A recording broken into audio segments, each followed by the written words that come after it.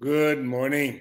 What a joy and privilege it is to stand in the presence of the living God with you this morning and just to come into his presence and enjoy his love and his grace and his mercy. I was awake early this morning, and as I talked to the Lord, I just realized again my total and complete need of him.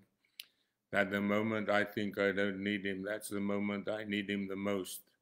There's nothing we can do without him. I always say, Lord, without you, I'm nothing. Without you, I can do nothing. Without you, nothing I have has value. And then I pray, Lord, fill me with yourself. Everything I am, everything I have and will have, and what I ever will be, let it be out of you, through you, and to you. But there's something about the Bible that I have found that the Bible is very simple. People make the Bible complicated. God means what he says and says what he means.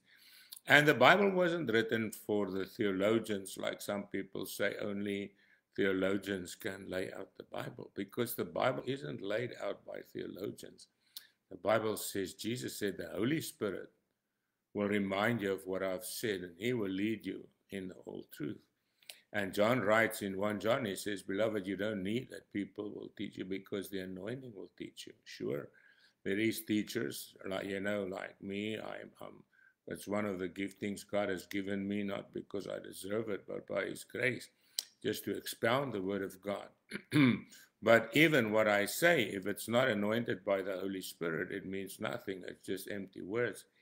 See, and that is why, when we read the Bible and we carry the anointing of the Holy Spirit will take the substance of the word.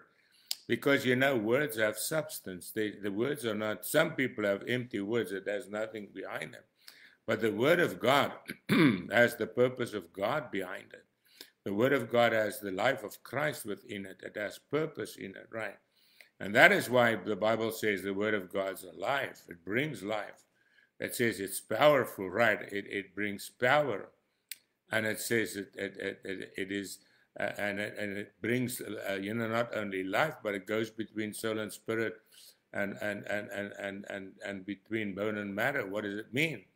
The word of God penetrates even in our spirit being and also our natural being. You see, and so when we then open the word of God, the purpose of God is behind it. And this morning, when I was praying, God, what do you want to say to us this morning? That's what I usually pray, because, if I say what I want to say, it won't mean anything. But if I say what God wants to say, I mean, that is where the fruit lies, right? And God took me to Matthew 7, verse 7. Ask, and it shall be given to you. It's a very simple statement. Ask, and it shall be given to you. Now, what it means here in the Greek, it's not only ask, but keep on asking, And I always look at my kids in my relationship to God, because God taught me so much out of my relationship with my kids, I don't know if you've noticed how they come and they beg you, say, can I have ice cream? No. Oh, Daddy, please, man, come on, don't be like that, And they keep on asking, and sometimes you relent, sometimes you don't, right? But it is just because when they ask and you can give it to them. So the option is not on them, but it's on you. But their option is to ask, right? It's their privilege. You might say no. And that is why, we sometimes ask God and he says no. God answers three ways: yes, no, and wait. We don't like the no and the wait, but he does it because he loves us, right? And he says, ask, and it shall be given to you. In other words, when we ask, what do? We admit we don't have it. We admit that we cannot do it. And we come to God and we ask to have something that he's got that I haven't got. And you see, that's the miracle of asking. I come into the presence of God and I walk away with something I did not have. And you see, that is what makes asking so glorious, It is really an act of fetching, of getting something that you want and you did not have. And that's the miracle. That's why it says, ask and it will be given to you. Seek and you will find. And God says, you've got to keep on seeking, And I have found if I need truth, I have to seek it. Where do I find it? In the Bible, through prayer, through reading, through research, And that is why when I keep on seeking, God gives me the answer. I'll give you an example. When I got saved, I came from a church where it said that, the baptism in the Holy Spirit was for the foundation of the church. We don't need it anymore.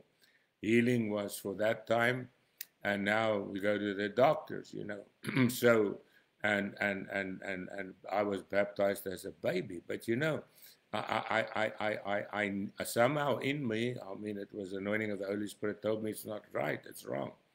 But you know what I had to do? I had to seek.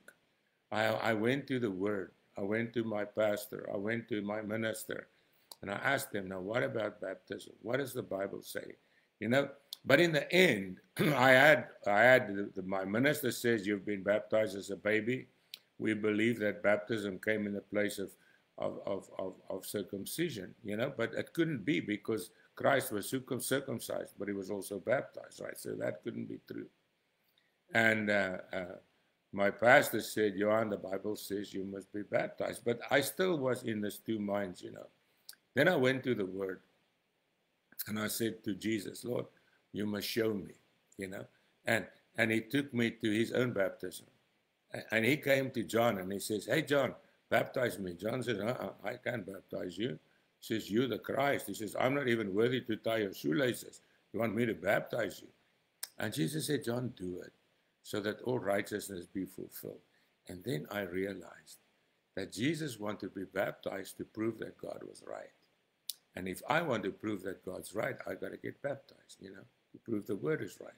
So I was baptized. But I wasn't convinced by people. I was convinced by the Word. See, and that's why we've got to seek. If you need something you don't understand, go to the Word. Go to a pastor. Look it up. But let the Word speak in the end. Don't let people speak. Let the Word speak. He says, knock and it will be open to you. And I have found that there's a lot of doors that I cannot open, but God can. Like for instance, at the moment I'm knocking. I have to sell this house. The market today in Florida is not great, And I'm knocking. Lord, you got to send someone to buy this house. Someone that would want it, someone that would fit in it, someone that can live in anointing. God, please send someone, I'm knocking, but God's opening the door. I don't know how, where, and when, but it's coming. Why? I've learned it says, for everyone who asks, receives. God says, not some, everyone who asks, receives. And he who seeks, finds. And to him who knocks, it will be opened. You see? He makes a promise. Then he says, why? He says, oh, what man is there among you when your son asks you for a bread, will give him a stone? Or if he asks for a fish, will give him a serpent? Or if you have, he says, if you then being evil know how to give good gifts to your children, how much more will your Father who is in heaven give good things to those who ask him? But you see, here's another key here, good things. God won't give you something that will harm you or anybody else. We've got to know what to ask. Good stuff. Sometimes God says no. My younger son was about 8. He wanted a big hunting knife. And I said no. He would poke out his eye or the eyes of his friends. I said no. But when he was 16, it was different, right? He was more responsible. He could deal with it. And so it's with us. Sometimes we ask something and God says, nope, you're not mature enough yet for it. But when you're a bit more mature, I'll give it to you. And that's how it works. Sometimes God says, wait, but God has a perfect timing for everything, and he always gives us what we need. So all we need to do is we just need to keep on asking, keep on going, and trust in God that he will keep us. And Father, I thank you this morning for your word that's alive. And Lord, we ask this morning that the fullness of your purpose and the grace of your Spirit will overshadow us, that you will be glorified in our lives, that you will carry us in your grace and strengthen us with your might. In Jesus' precious name. Amen. Well, God bless you. Have an awesome day. And remember, keep on asking, keep on seeking, keep on knocking. And you will receive, and you will find, and the door will be opened. Blessings to you.